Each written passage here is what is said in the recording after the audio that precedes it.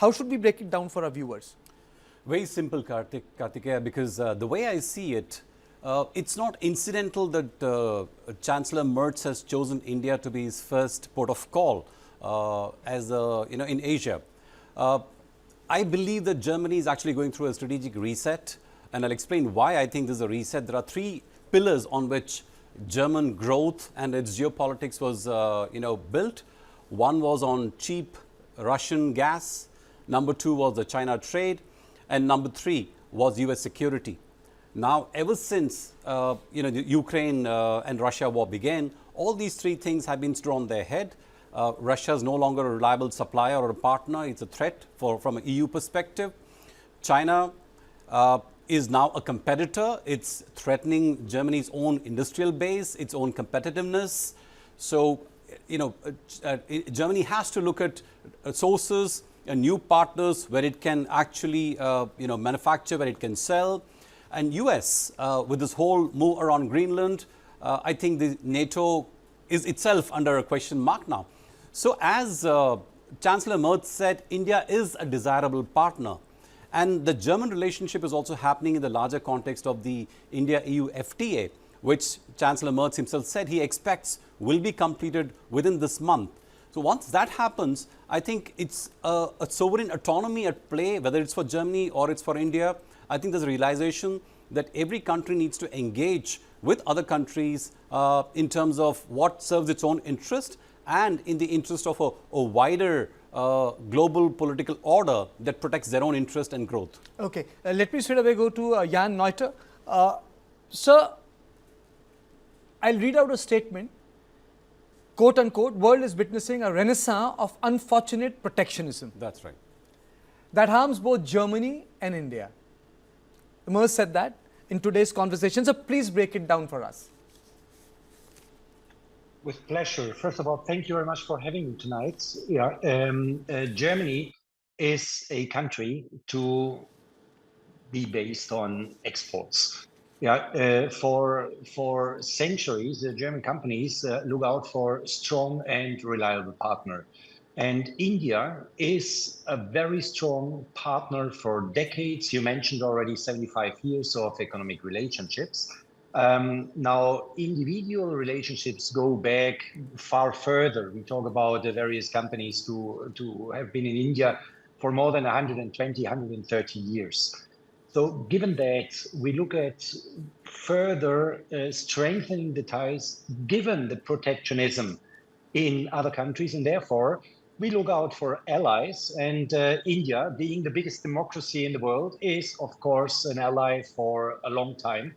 And certainly India is going to be a proven ally when it comes to the next decades. Therefore, we are very, very happy that our Chancellor visits India before he, by the way, visits China. So as Mr. Shri pointed out, we are very much happy in India that the first journey into Asia leads our Chancellor to India.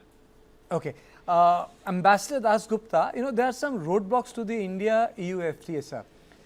In the new geopolitical environment, if I may put it, there is also a need for EU to relax some of its demands, especially on CABM and access to agricultural markets in India. Do you think that we can iron out these issues, sir? I think as far as the CBAM is concerned,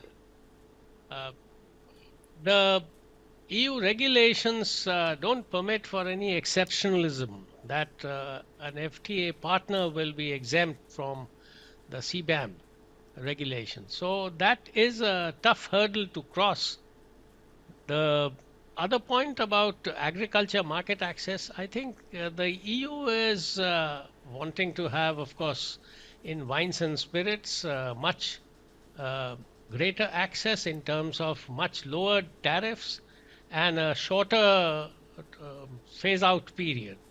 The third point is that there are issues about investment, about sustainable development. So all these things have perhaps reached ahead, and there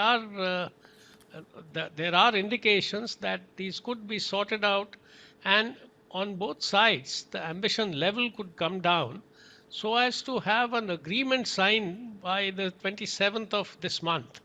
But for that, both sides will have to temper their ambition and to accept what may not be an ideal fit. But as we all know, the good, the perfect is the enemy of the good. So it would be a good agreement, I hope. And it's been in the offing since 2007 because I was in the government at that point of time, and then it was went into hibernation for a long period, and it was revived after about 9-10 years. So it's high time that we conclude the deal, and in the face of the Trump tariffs and the disruption it has caused to trade all over the world and to trade flows and to industries which have had to lay off a large number of people, their supply chains have been affected. So I think the India-EU deal will act as a kind of a positive signal to the rest of the world that trade will continue, and newer destinations, newer products, newer partnerships will be forged. Okay. So in that sense also it would be very important. Absolutely, sir. Let me go across to Anandi Iyer. Madam, Germany is also pushing India to reduce energy imports from Russia. That India has rejected. Now, is this an issue in the overall framework? First of all, thank you for having me on this show. I must say, I don't think that's an issue, because if you read the statement, the Chancellor has already said that I'm not here to lecture India. And so I think I really see the statement as a shifting of gears. It's moving from a transactional relationship, which has largely been the hallmark of India-German relations, to a very strategic partnership, from a I and you to a we, and from bilateral to global. So this joint statement clearly signals an upgrade for India-Germany relations to a strategic partnership. And I'm delighted that the emphasis on technology and innovation and not just markets, there is a strong push towards co-development, co-production.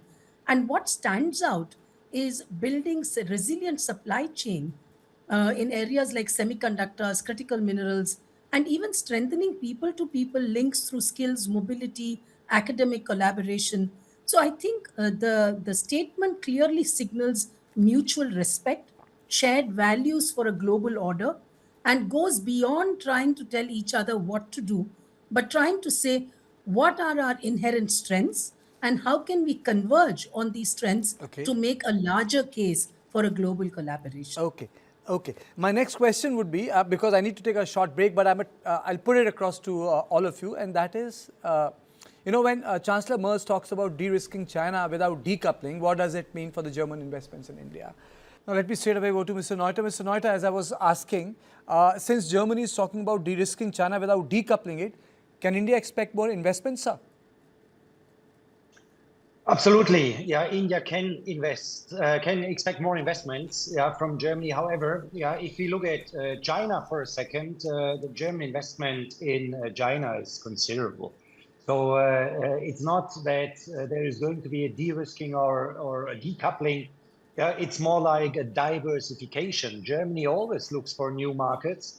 And we can't even talk about a new market when it comes to India, with more than 2,000 German investments already being in India. However, our focus is the German mid-sized companies, and it is not China to trigger future views. It's more like India, with his vast potential, with a dynamic development seen over the past decade, to offer lots of opportunities given the wonderful infrastructure, strong talent base, expanding manufacturing ecosystem. That's going to be the driver of a consideration of German companies to invest in India rather than challenges they may face in China. Okay. Ambassador Dasgupta, many German companies are expanding or starting their GCC operations in India. Do you think that the German ecosystem, what sort of advantage they can take of India's talent pool in the manufacturing base, sir? I think the The GCCs are being set up here not only by the Americans but by Europeans, and Germany in particular has also been keen in setting up GCC. So the large talent pool, which the previous speaker, Mr. Neuter, has also mentioned, is something engineering talent and expertise. That is something which we are proud of and we can offer to the rest of the world. So the GCCs do offer one route for collaboration between the two countries. But as far as manufacturing is concerned, and as far as the previous question that you asked about investments into India, vis-a-vis the investments which have already been made in China, I think that is something which the German companies will have to decide, because they are already invested in many manufacturing units in India for ages. But for as far as fresh manufacturing investments are concerned, I think that is something which is still, the jury is out on that as far as Germany is concerned.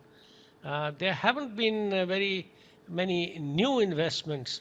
So I think there could be a few contentious issues or wrinkles which need to be smoothened out. So that will have to be taken up on a bilateral basis.